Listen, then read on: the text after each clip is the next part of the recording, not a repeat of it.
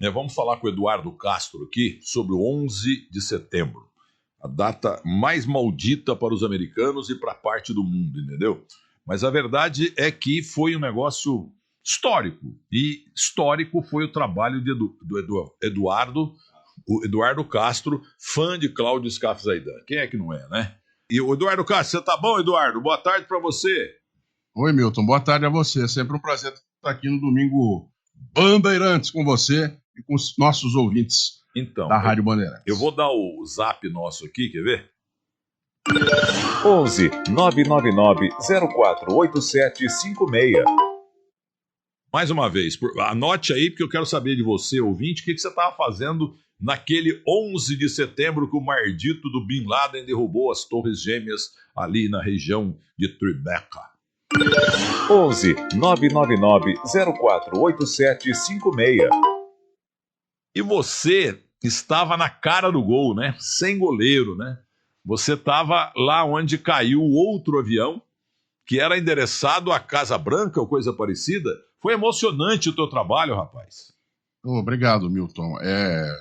Ainda que pelo pior sentido, foi de fato, essa palavra se encaixa muito bem ao que aconteceu naquele dia há 21 anos, porque emoção foi o que não faltou naquele dia, ainda que as piores possíveis. E por estar tão perto, fisicamente falando, a transmissão acabou sendo cheia de emoção. Eu morava em Washington, na verdade em Arlington, né, na Virgínia.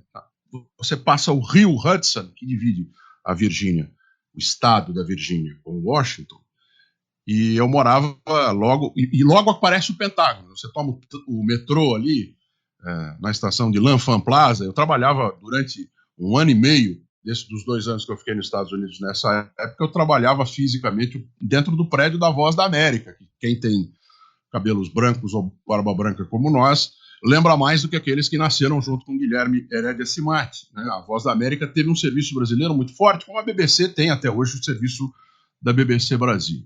Voz da América, ao lado do Capitólio, como dizia Antônio Celso, né? Dos estúdios da Voz da América em Washington. Antônio Celso, há quanto tempo? Eu conheci no Detran também, fui renovar a carta de motorista.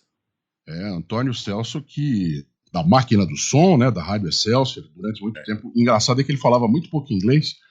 E Darcy Arruda também. Darcy Arruda fez um programa chamado USA, né, na Rádio Bandeirantes, nos sábados de manhã, que era uma junção, né, com a Voz da América. Foi a primeira vez que houve essa junção. E depois a segunda foi quando eu estive lá no ano de 2000, a partir do dia do aniversário da Rádio Bandeirantes, no ano 2000, 6 de maio de 2000, até o dia que terminou, o último dia de transmissão do Serviço Brasileiro da Voz da América, que foi 1º de setembro de 2001. Então, até 1º de setembro de 2001, eu estaria, né, trabalhando naquela horário em que aconteceu o atentado, dentro do Distrito de Colômbia, onde fica a capital americana. Mas nos últimos 10 dias, a partir do dia 1º, eu estava trabalhando da minha casa, porque havia terminado o Serviço Brasileiro da Voz da América, então eu estava só para a Rádio Bandeirantes.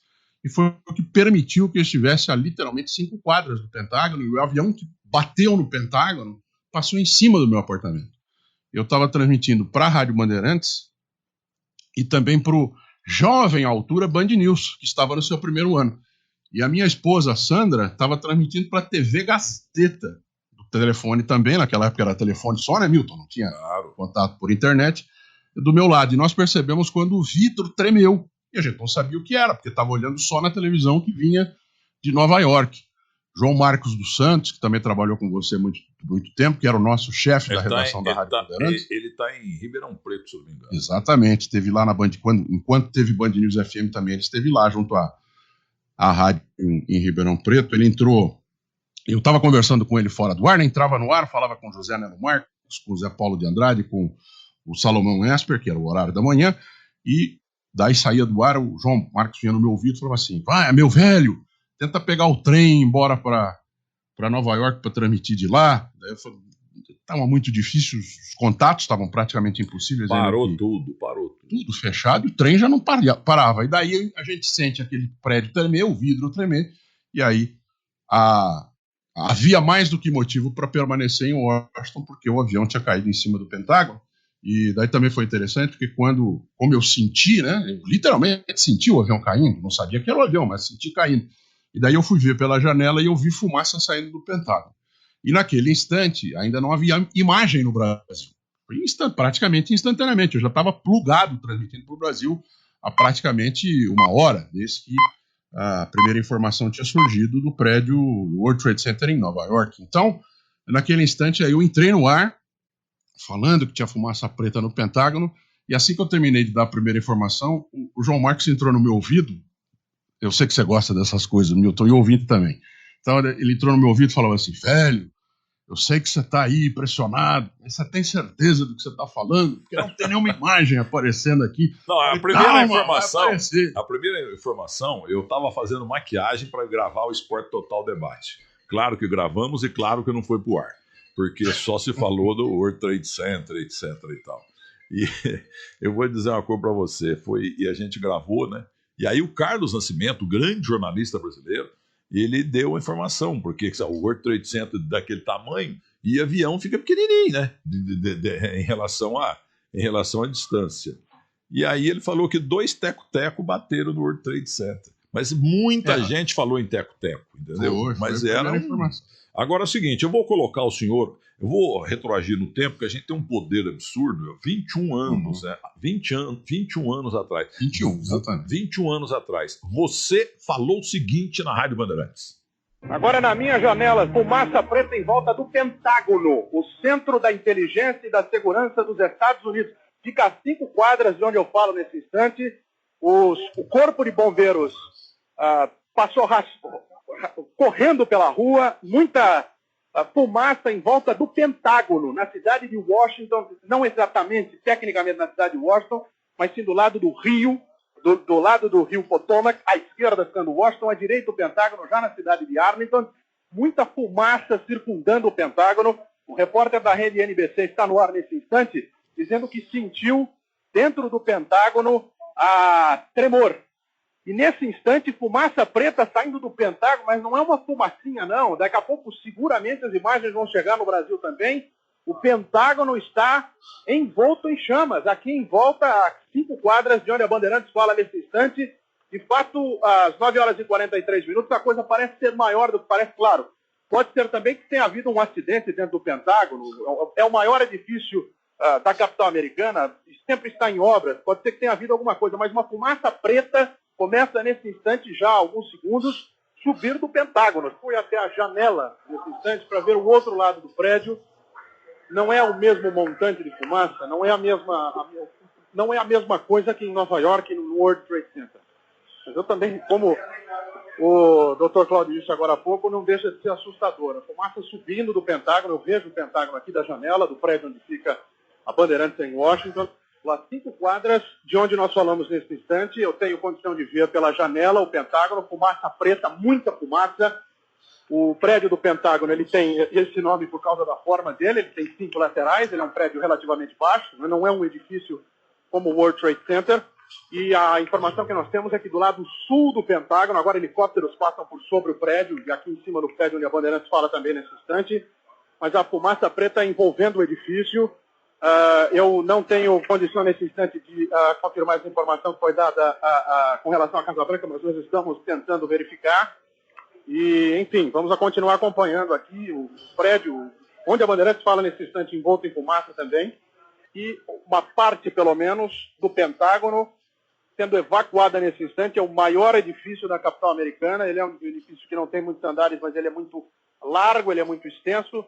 A informação nesse instante é que parte do Pentágono está sendo evacuada. Eu vejo da janela, eu descrevo na janela nesse instante, a fumaça preta subindo, envolvendo o edifício onde a Bandeirantes fala nesse momento. O Pentágono também em chamas, pelo menos em parte. Não há mais detalhes. Não há detalhes com relação a feridos, não há detalhes com relação a mais nada. O que eu posso descrever nesse instante é a cena que eu vejo pela janela aqui da Bandeirantes em Washington. Fumaça subindo, muita fumaça, fumaça preta, sinal de que o fogo continua. E, inclusive, aquela eclipsando o sol, de certa forma, não é? Nesse instante aqui, uma nuvem, digamos, muito grande por essa área da cidade de Washington.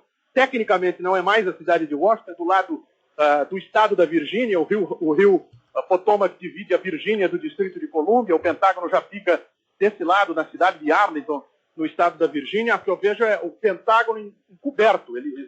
Eu tenho uma visão muito tranquila, muito fácil do Pentágono aqui da minha janela, normalmente, e nesse instante não se vê mais nada. Eu só consigo verificar que alguns helicópteros passam por sobre o prédio em alguns instantes, eles continuam sobrevoando.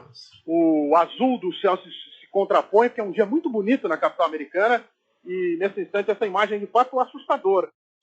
Ô Eduardo Castro, 21 mil vezes parabéns por esse teu trabalho histórico há 21 anos. Obrigado. Eu só posso agradecer pela sua gentileza e pela gentileza dos ouvintes há 21 anos, inclusive nos 12 anos que eu passei fora da Bandeirantes, né, eu tenho, somadas as duas passagens, Milton, vou fazer em janeiro 16 anos de Grupo Bandeirantes. Quando eu entrei era Rede Bandeirantes, rádio e televisão apenas, né? Às vezes eu me pego falando isso. Hoje em dia é um grupo imenso de comunicação com muito mais veículos. Mas eu passei na primeira vez, que envolveu 2001, fiquei até 2007, a primeira passagem foram 13 anos, eu passei 12 anos fora e voltei a 3. Não houve um único ano em que no dia 11 de setembro eu não recebesse muitas mensagens dos ouvintes da Bandeirantes me falando sobre o que sentiam naquele dia, enfim, me parabenizando, que assim, eu falo sem nenhuma humildade, é uma bobagem, né? A gente estava cumprindo a nossa função ali e você sabe muito bem como é isso, os nossos colegas de rádio, principalmente de rádio também sabem, então a gente, nesse momento que está descrevendo as coisas acontecendo na nossa frente, a gente não sente medo, a gente não sente frio, a gente não sente saudade, a gente não sente fome, a gente não sente nada. Só que depois a gente vai sentir, né? Depois que baixa aquela adrenalina do momento, a gente vai sentir, a gente vai ter uma gama, uma pleia de sensações que não tinha naquele momento, que muitas vezes acabam eclipsando a sensação de ter feito algo bom em meio a uma tristeza tão grande, uma coisa tão marcante, não só pelo dia, mas pelas consequências inúmeras que vieram depois daquilo e que estão por aí até hoje, né? Então, concluindo, né, o Cláudio Zaidan, que te adora, e eu sei que é vice-versa, ele está dizendo lá de Uberaba o seguinte, que aquela frase tradicional do jornalismo, né, o bom repórter é aquele que tem sorte também, que está no lugar certo na hora certa, mas no lugar errado, né, mas você estava diante da história. Entendeu? Então eu quero te cumprimentar mais uma vez, porque hoje, 21 anos daquela tragédia, que os americanos não se conformam. E eu publiquei uma foto aqui, viu, Eduardo, só para completar, uma foto minha no Four Seasons Private Residences em Tribeca, do lado ali de Wall Street, no 67º andar. E lá embaixo, pela altura, você vê duas manchinhas pretas. Na verdade, você sabe melhor que eu, são as duas bases, exatamente, dos dois prédios que caíram. E agora fizeram um terceiro World Trade Center lá. E tem mais um fazendo, entendeu? Então ali é uma coisa emocionante, porque você está em granito, nas bordas, água perene, né? Entendeu? E então ali mostrando que entalhado ali o nome de todo mundo que morreu. Só que já não está cabendo mais espaço, porque tá morrendo gente até hoje, bombeiro, problema de pulmão e tal, faz 21 anos, tem muita gente que morreu mais recentemente. Mas enfim, foi uma coisa emocionante, maravilhosa, o teu trabalho na Bandeirantes foi épico e parabéns para você, Eduardo Castro.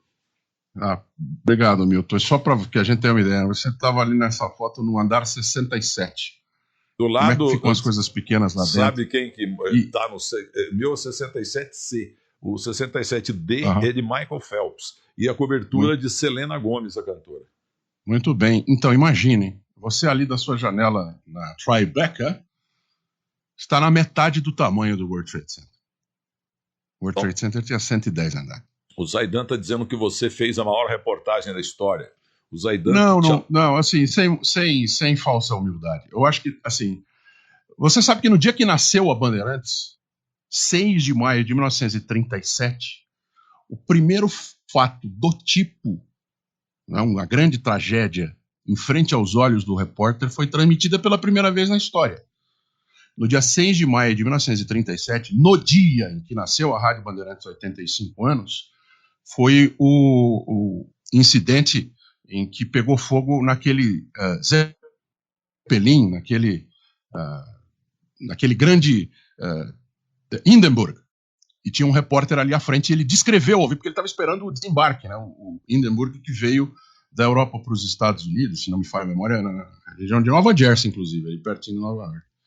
E no dia que nasceu a Bandeirantes, nasceu a reportagem ao vivo no rádio com essa emoção que é, enfim, para os bons e para os maus momentos, né? Serve no primeiro gol de cabeça do Pelé, que foi narrado na final da Copa de 70, e também serve, infelizmente, aí nesse momento que eu estou te falando. E quantos outros, quantos e tantos outros, infelizmente, a gente teve a necessidade de descrever, tanto os bons quanto os ruins, e quantos outros ainda vão acontecer, porque, como a frase nova, Milton Neves, que você nunca disse, o rádio, além de maravilhoso, ele é eterno. Ele nunca vai Eterno e terminar. insubstituível. Porque a emoção passada pela voz, a emoção passada pelo som, ela vai continuar, seja transmitido como for. Agora inventaram um rádio novo chamado podcast. Repare. Então, não, porque o programa Aliás, de podcast... o que estão me fantástico. chamando para podcast, o meu problema é o seguinte, você tem que ir lá no estúdio. Eu já falei 42 vezes não, só fui no Denilson Show. Estão reinventando o rádio, e por um outro lado é maravilhoso, né? Mas inventaram um podcast. Isso. Que é rádio. Ela vai Eduardo, fazer uma conversa. Só para concluir, porque eu sei que você tem trabalho no Grupo Bandeirantes. Milton Neves, para falar na Rádio Bandeirantes, para falar para você e para depois o Cláudio Zaidan me ligar, a gente tem todo o tempo do mundo. Então, mas é o seguinte, o que você sentiu? O ouvinte está perguntando aqui, entendeu? O Marcos Arnaldo Silva, o maior corintiano do mundo, né? O que você sentiu ouvindo você 21 anos depois? Eu vou lhe falar sinceramente aqui, eu não tenho problema nenhum em falar isso. Que orgulho que foi na Rádio Bandeirantes, né? E a gente sente porque, enfim, essa rádio tem para nós, e eu sei que para você também tem, porque em 1998, na primeira Copa do Mundo que eu fui, a gente foi uma vez junto, né? Você trabalhava na TV Manchete e numa outra emissora de rádio, e a gente foi junto num jantar na casa de Reale Júnior. Eupídio Reale Júnior, no Canarim que tá no céu. E quando a gente chegou lá, o jantar tinha terminado, lembra, Milton? Daí nós saímos nós dois para jantar. Lembro bem. Pela cidade. E na época você trabalhava numa outra emissora e você no carro falava assim para mim: ó como fica bonito na minha boca, ó. Rádio Bandeirantes. Não só na sua. Eu, quando era moleque, 16, 17, 18 anos, meu sonho era trabalhar na Bandeirantes, entendeu? O meu também. Então, imagina, né? Imagina. O que não foi ter, hoje em dia, olhando para trás, para o que foi esse momento, e também tirando tudo de ruim que aconteceu, enfim. Olha, mas um cara que não gosta de você, Cláudio Scaff Zaidan, está dizendo que você não foi um bom repórter, que você estava a 5 quadras, você tinha que ter ido lá onde caiu o avião. Antes do avião cair. Antes do avião cair.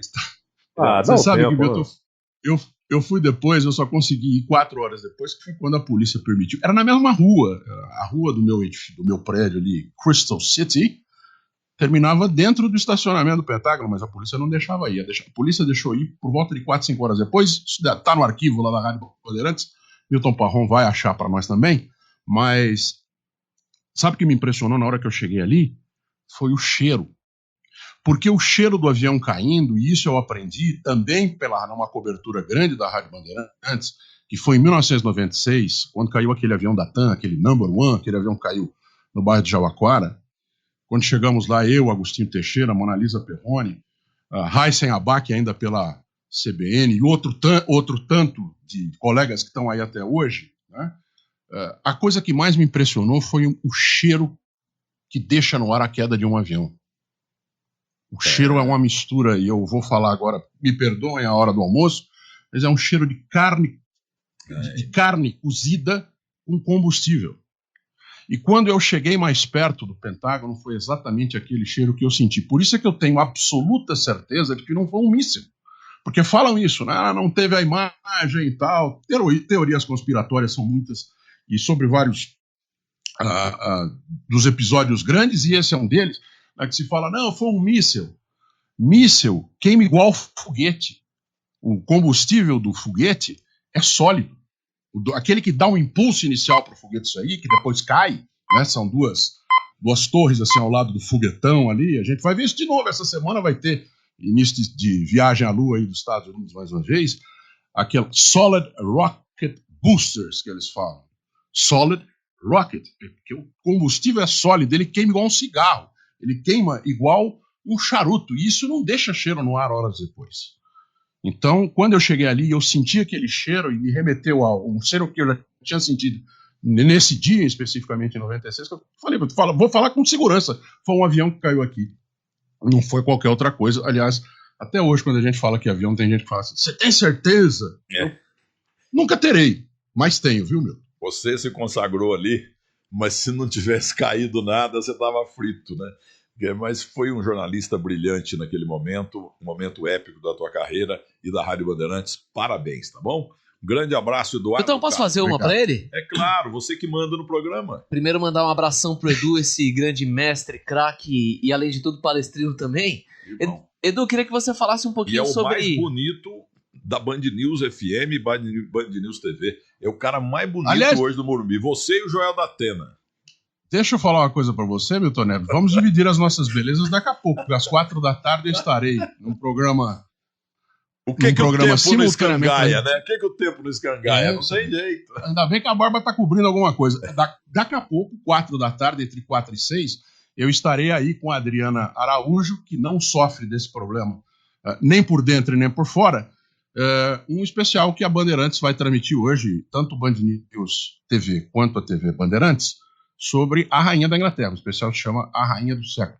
E aí eu terei a oportunidade de, às 6 horas da tarde, né, estar passando para você que vai começar o terceiro tempo na televisão. Então daí nós vamos comparar as belezas, coisa que a gente não faz há bastante tempo. Aí é um empate técnico, feiura nota 2,11, mas eu era bonito antigamente. Ela recebeu um vídeo do programa da Hebe Camargo e, nossa, o tanto que eu era bonito, elegante, cabeludo. Mas o que o tempo não escangaia?